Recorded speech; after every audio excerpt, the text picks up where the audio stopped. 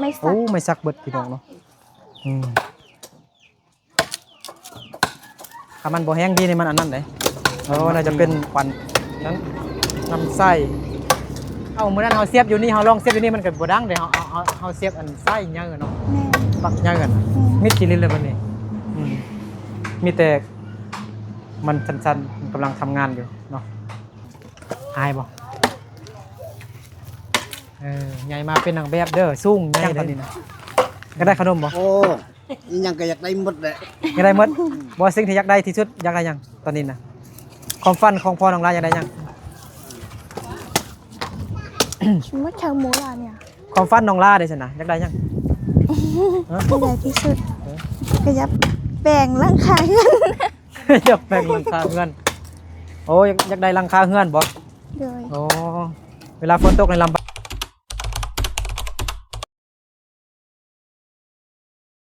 เด็กน้อยบ่ดุงทรงเด้ดุงทรงเด้ได้กินขนมเด้บ่ดุงทรงเด้ครับทักทายสบายดีพ่อแม่พี่น้องเบิดสุขุสู่คนเด้อยินดีต้อนรับเข้าสู่2บ่าวนึกพอบไหลเนาะมาหาน้องลาอีกแล้วพี่น้องเนาะมาหาน้องลาตลอดแหละช่วงนี้พี่น้องเนาะเพราะว่าบ้านน้องลากับบ้านของซาวลีนหรือว่าบ้านแฟดบ่าวนึกเนาะอยู่ไกลกันเนาะประมาณ 2-3 กิโลเมตรนั่นแหละเนาะจากบ้านซาวลีมาบ้านของลาเนาะก็เลยมาหาแต่น้องลาตลอดเนาะมันอยู่ไกลอยู่โมเด้เนาะอยู่ไกลแฮงกันบ่รอดไปพี่น้องเนาะแล้วบ่สบายดีน้องละสบายดีอ้าวดีแม่น้องลาเด้อมีฮะเห็นโอ้มันส่งมันเอ้าซาลีเอานี่ติดใส่บ่นึกเนาะเก็บเป็นกระเทยแล้วพี่น้องเนาะบ่แม่นหรอกน้องไปยงเอาให้นี่โอ้ตั้งมาตอนใดนี่นะตั้งมาตอนช่วยเสาร์นี้พอมาช่วยกันเลยมาลองตัดมาดูเดินไม่ได้ตัดแล้วเอาแต่จักตัดนายนะเสื้อบ่เสื้อบ่เสื้อไอตัวไปเสื้อตำรวจเนาะเอาผ้านี่แหละตัดเงาบ่นี่บ่นั่นก็ได้โอ้nhà có mấy chị ăn nó kín hả nên là thái lấy nói là thái chị lấy à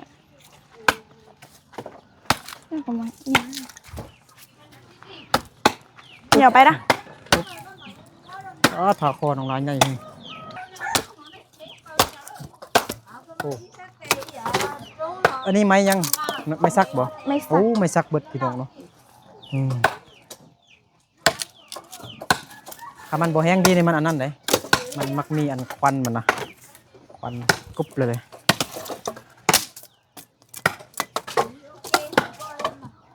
อันนี้ซื้อเอาวะอันนี้นะเป็นข้าวข้าวฮะข้าวน้ำข้าวอยู่ซะอยู่บนอันนั้นบ่อยู่เนื้อให้หนูมันบ่อยู่น้ำเลียบน้อยพุ่นน้ำเลียบน้อยทางอยู่ขั้วนะ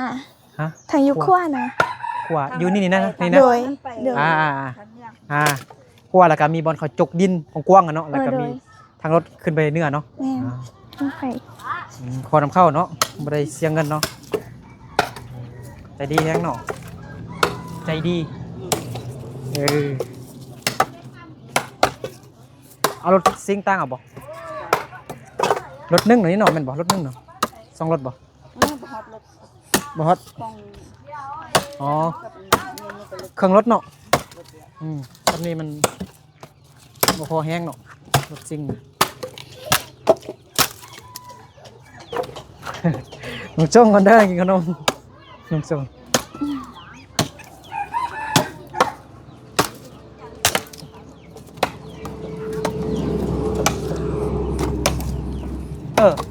ตัวเย็นของเราดังอยู่บ่เปลี่ยนสายแล้วมื้อนี้คือบ่ได้ยินดังแล้วนะวันนี้บ่ได้ยินเสียงดังบ่แม่บ่ดังไล่ปานใดบ่โดย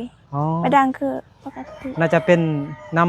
ำปักเสียบเนาะบางทีเนาะไอ้ว่าปักเสียบอันขาวๆมันน้อยๆมันคือว่ามันบ่มีทองอันนึงก็หูนึงมันบ่มีทองพี่น้องเนาะFC เพิ่นก็ให้เปลี่ยนปลั๊กเสียบว่าซั่น ลองเปลี่ยนปลั๊กเสียบบางทีอ่าแรงดันมันยังไฟฟ้าน่ะมันบ่สม่ำเสมอกันมันบ่สม่ำเสมอมันก็เลยไฟมันบ่พอนะมันก็เลยดังเจ็บบ่แม่น้องลาโยนโดนฟืนถึกมือน้องลาสิตีลูกแล้วบัดนี้ใหญ่ซำนี้ก็ยังตีอยู่แน่นอนสิดื้อน่ะเนาะน่าจะเป็นยนต์ปลั๊กเสียบเนาะน้องลาเนาะ โดย เปลี่ยนเอาอันปลั๊กเสียบใหญ่อะนะสายใหญ่อะนะ แม่นเปลี่ยนไป เอา ถ้าเป็นจะได้เราจะบ่ายนึกตึม คันมันบ่ดังแล้วก็น่าจะเป็นเปลี่ยนเดินล่ะบ่เปลี่ยนปลั๊กเสียบเดินล่ะบ่จักชั่วโมงแล้ว เปลี่ยนนะ แต่เช้าบ่ บ่ตอนซอย ฮะตัดช่วยเอามื้อนั้นเฮาเสียบอยู่นี่เฮาลองเสียบอยู่นี่มันก็บ่ดังเด้เฮาเสียบอันสายใหญ่เนาะ แม่น ปลั๊กใหญ่กันน่ะ nên sao có hai nhá giờ có hai nhá bắt giờ có nhá bắt hu rồi nhá bông giờ tôi ít bia với mặt tôi bắt bia bắt xuống mặt bay nó เบิ่ง hai nhá bắt giờ tôi có ít bia đã bắt xuống mặt bay nó ไปเบิ่งอันตู้เย็นน้องลาเพิ่นนึงก่อนน้องลาสบายดีไปเบิ่งตู้เย็นเพิ่นนึงบ่ดังแล้วบ่ฮะน้องลาเอาไม้เตะใส่ลมเลยมันบ่ดังแห้งเลยจังได๋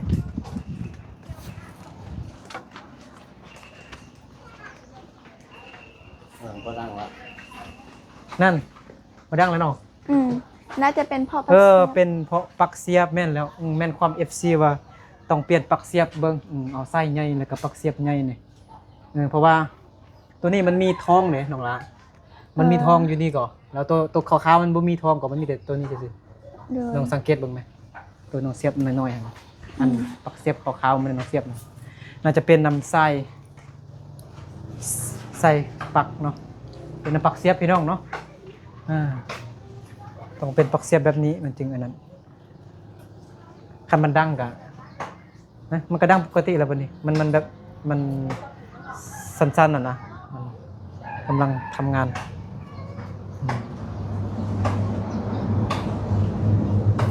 มิดจิลินเลยบัดนี้มีแต่มันสั้นๆมันกำลังทำงานอยู่เนาะเป็นเพราะปลั๊กเสียบเนาะ โดย ถ้ามันดังอีกก็แสดงว่าอาจจะเป็นอันตัวอันทางเขาเอิ้นว่าหยังว่าคอมเพรสเนี่ย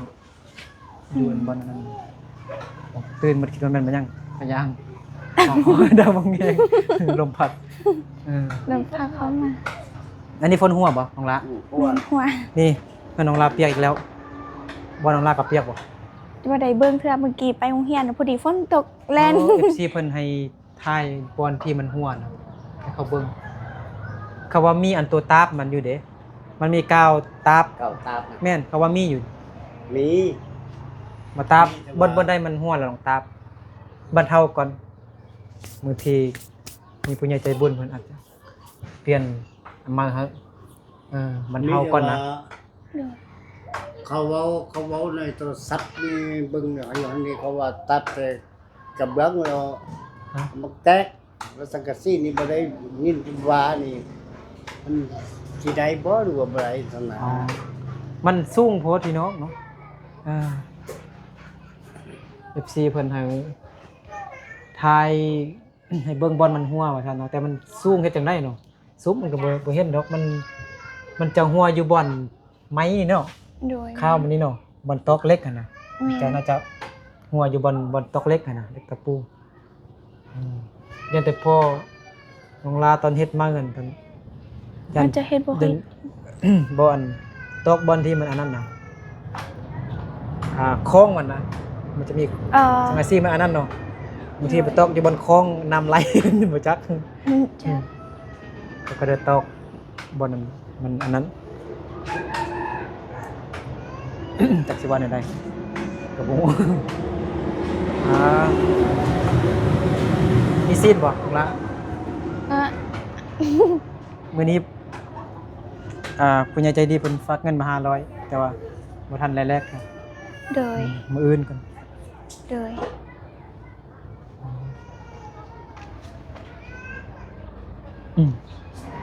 นั่นแหละเราจะเป็นน้ำปักเสียบ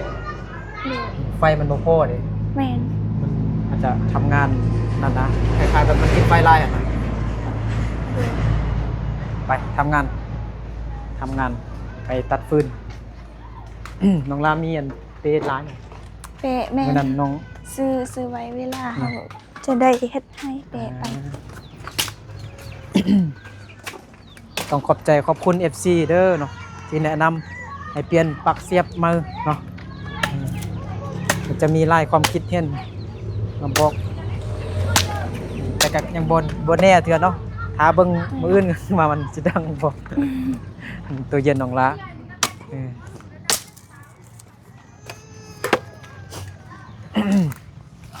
คนคูณช่วยน้องลาก่อนเอ้าขนมไปเล็กน้อยก่อนให้อยู่พุ่นเหรออยากกินขนมเหรอ อย่า ให้ ว่า น้อย อย่าว่า บ่ อย่าว่า เอาไม่ไป อย่าว่า ทุบตีอันนั้นเหรอ กูแต่ก็หูเรื่องยับป้องแต่ก่อนยับป้องต่อไป มา เพื่อไปโรงหมาไป น นะ อกขนมนอกขนมเนาะ เอ้ก็หูหมดเจ้า ขนมตุกบ่โอ้อันนี้ของน้องละ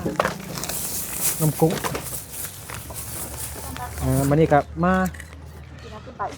เบิ่งตู้เย็นน้องลาเนาะบ่สิแปลงให้น้องลาแต่ว่าน้องลาเปลี่ยนไส้ใหม่แล้วบ่นึกบอกน้องลาให้น้องลาเปลี่ยนปักเสียบเนาะก็ FC เพิ่นคอมเมนต์มาอยู่ในคลิปที่เบิ่งตู้เย็นมื้อนั้นมันดังนั่นแหละเนาะFC เพิ่นทักคอมเมนต์บอกให้เปลี่ยนปักเสียบเบิ่งบางคนก็ว่าเป็นยนต์น้ำเนียงอีหยังหั่นนะ ก็หูได้ชิไลหรอ ฮะแม่งปฏิกันเลย บอ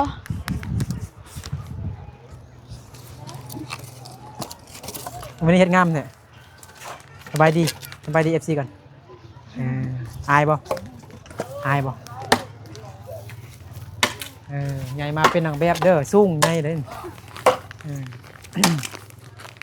มานี่โอ้ยย่างกายเด้มานี่มาไวแล้วเนาะขนม รอหน่อยเนี่ย แล้วเนาะ รอ ภาษามงว่าจังไดก็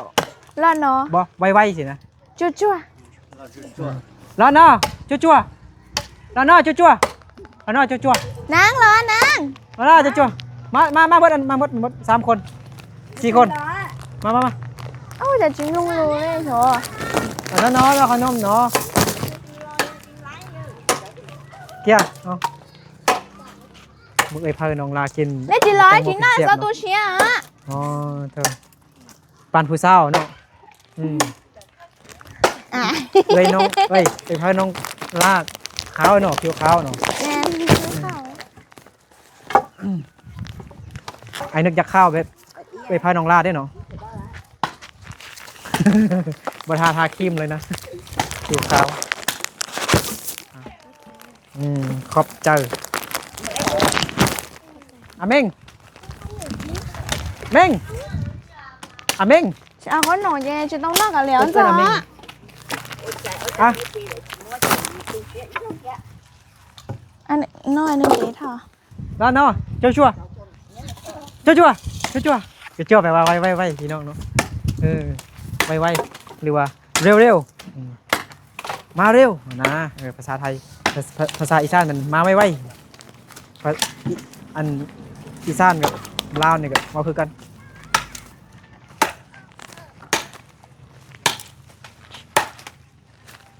ไอ้น้องลาสิไปอาบน้ำบ่ โดย ลาบ่มียาสีเขียวบ่ บ่มีไม้ทุกเขียวจากไปสร้าง อ๋อแล้วเราสิเฮ็ดหยังสิเอาอยู่ไส เอายา เอายาสิ โดยไปเอายาทุกเขียวดิ อ๋อ เบิ่งค่ะ ฝนตกหนาวเลยพอน้องลากินขนมแต่แซ่บคักเนาะลมกับล้านไปนำ ยังบ่เห็นกล้องเถอะคิดยังอยู่เนาะ ตามพอน้องลาคิดยังอยู่ ว่าพอน้องลาคิดยังอยู่ ก็สาไอ้ คิดยังอยู่เนาะว่าคิดยังอยู่ ตอนนี้คิดหยังอยากได้หยังน้องพอน้องลาอยากได้หยังตอนนี้นะอยากได้ขนมบ่ โอ้ยยังก็อยากได้หมดแหละ อยากได้หมดบ่สิ่งที่อยากได้ที่สุดอยากได้หยังตอนนี้นะความฝันของพ่อน้องลาอยากได้หยัง อยากได้อยากได้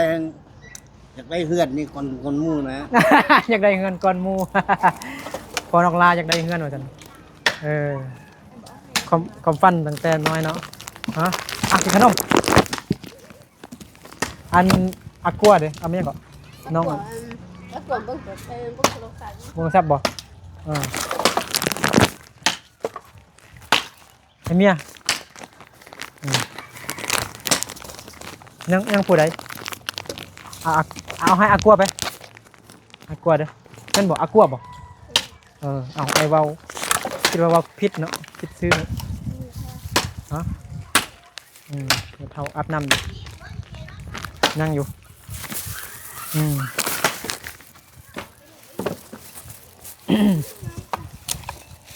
แซ่บบ่พวกกากา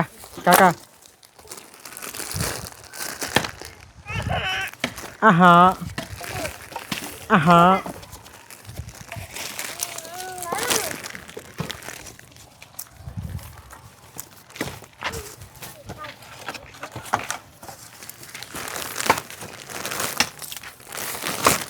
อยากเอาแต่ตัวก็อยากแต่ตัวน้องปูอ่ะ แม่เท่ากำลังอาบน้ำอยู่น้องละจังได๋เอาขนมแบ่งให้แม่เท่าหน่อยเด้อ โดย ของน้องละเด้อ โดย กินนำกัน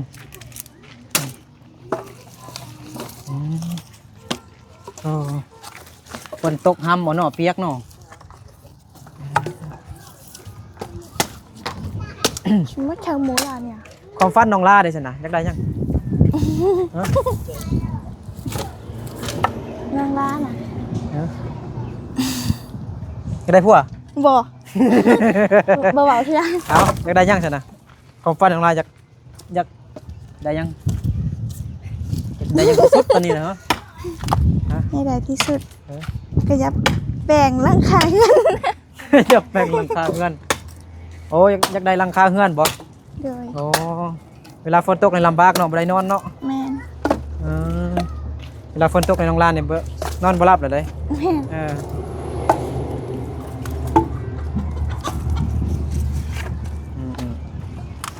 ถึงว่าเอาอันยังก็เอาพายางมาอันใส่ทางเทิงก็ยังนอนบ่หลับอยู่ยานอันมันลุมานะ ยานพายางลุ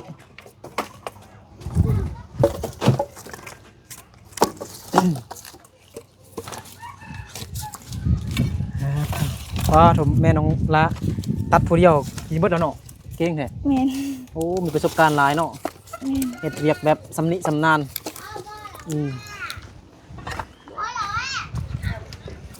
เก่ง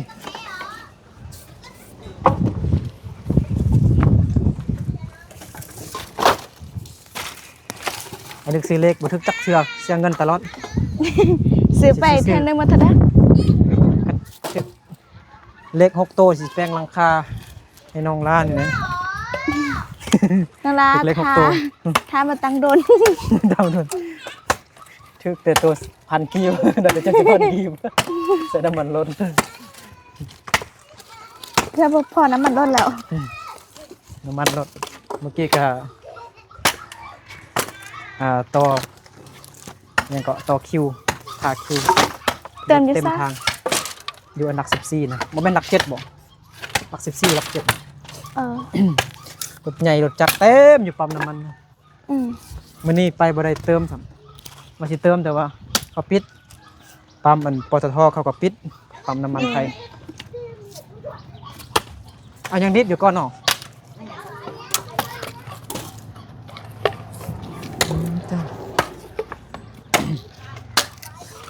น้องล้าน้ำหนักจักโลก่อน น้ำหนักประมาณ50 โอ้หนักกว่าไอ้ซ้ำน้ำหนักหลายกว่าไอ้ซ้ำไอ้49 49นางล้าเป็นคนอ้วน หรือว่า50นี่บ่ อัน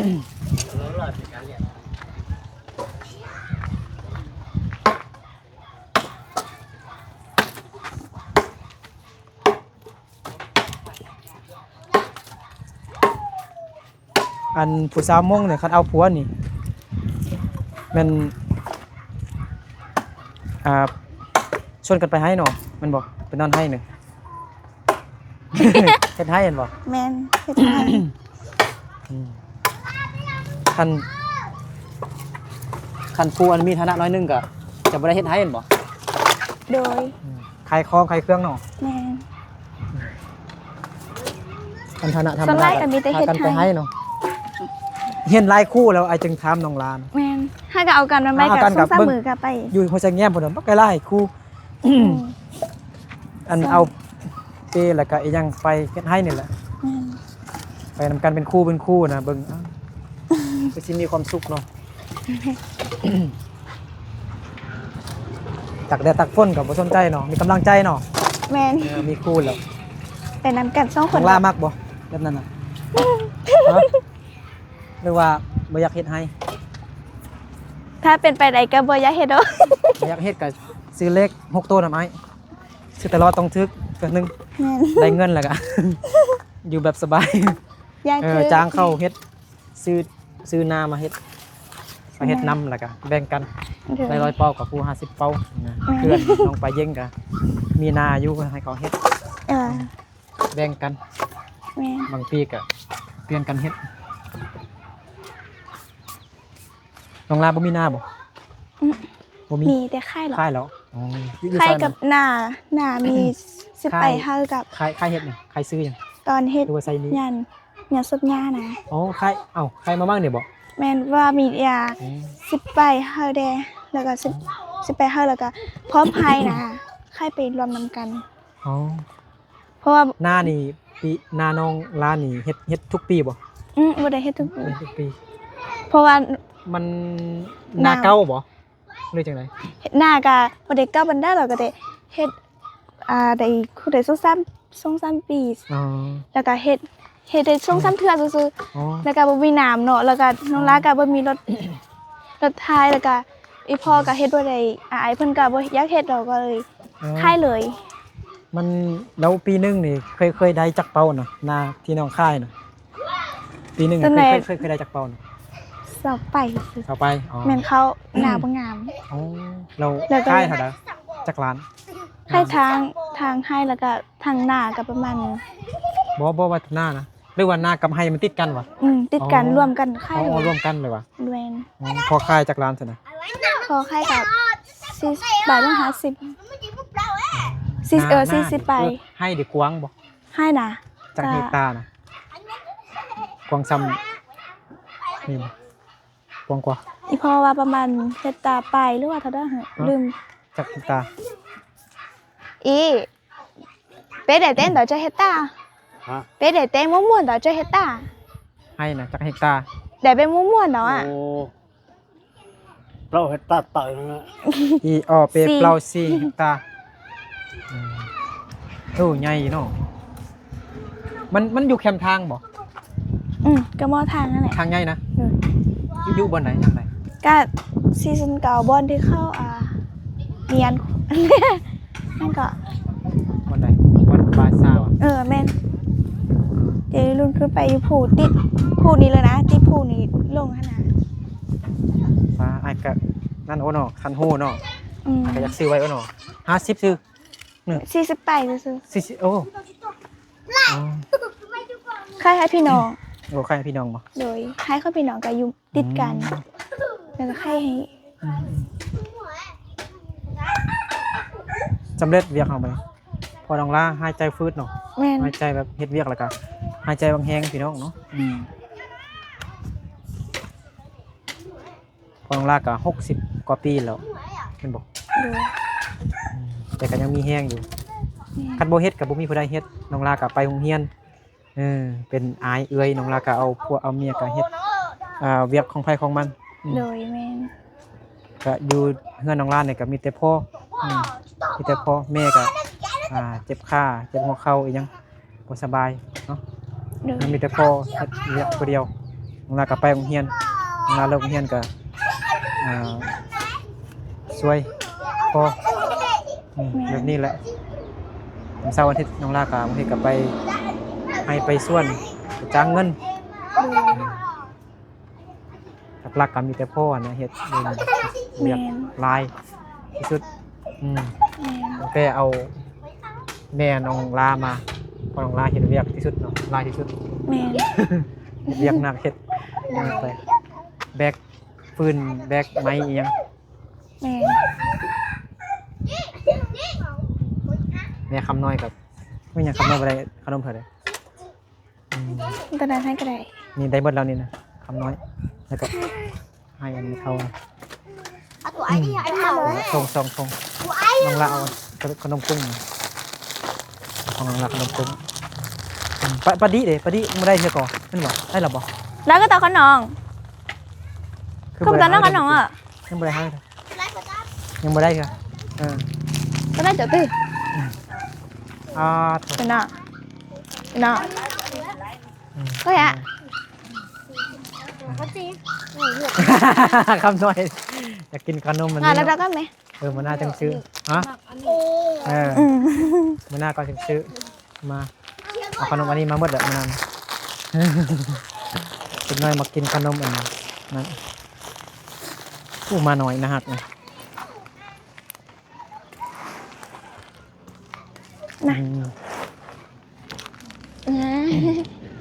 เอ้ย น้องลาโยนขนมให้เอื้อย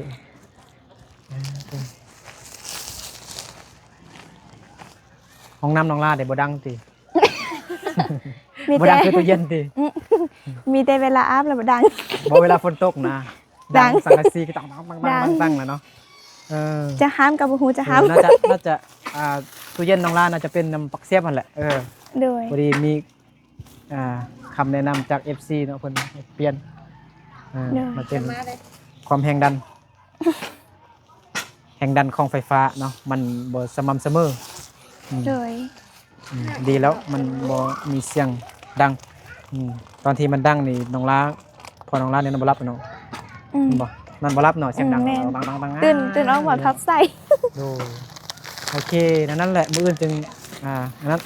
วันนี้บ่ทันแลกเงินซ้ำผู้ใหญ่ใจดีเพิ่นฝากเงินมา500 บาทพี่น้องเนาะบ่ทันเพิ่นฝากมาเมื่อกี้นี่สงสารน้องลาบ่มีหยังกินฝากขนมฝากเงินซื้อของกินให้น้องลาได้ซื้อซีนหมูซื้อปลาเด้แต่บ่ทันแลกเทื่อมื้ออื่นพุ่นละเพราะว่าเฮาต้องได้ มี FC โอนเงินมาแม่นโอนให้อันFC อีกคนนึงแล้ว FC ผู้นั้นโอนต่อหารแลกเปลี่ยนพี่น้องเนาะจังได๋ขี้ดื้อแท้มันบ่กัดบ่แม่มันนี่แม่มันบ่มันน่าฮักเนาะตอนน้อยนี่มันน่าฮักแฮงนี่มานนี่แต่ใหญ่มานี่มันขี้ดื้อนะมันขี้รักนะแม่นน่าฮักจูน่าฮักแท้น่าฮักแม่นน่าฮักแฮงจูน่าฮักแฮงพี่น้องเนาะอีเงินตะมิโอ้ยเบอร์มัดมันลายบ่มัดลายอยู่ตัวสีดำไปใส่หรอสีดำไปดุดขี้ดินอยู่ใส่มาเนาะมึงไหมยากเลยมันกระยุดอยู่เด้มันบ่ได้ห้องให้เนาะอุ้มขึ้นกระยุดอยู่เด้เดินไปกวนตลอดเด็กน้อยกวนตลอดนึงโอ้อันนี้ตึ้ง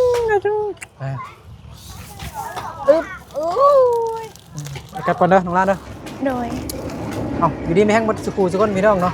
เจอกันใหม่เนาะคลิปหน้าพี่น้องเนาะบ๊ายบายน้องละ